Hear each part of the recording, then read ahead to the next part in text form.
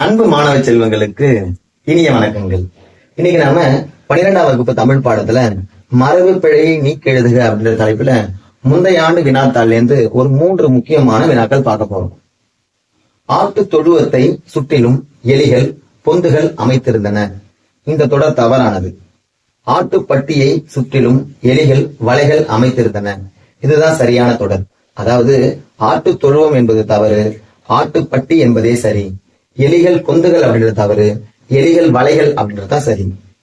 பனை மட்டையால் கூரை வைத்திருந்தனர். இது தவறான தொடர்.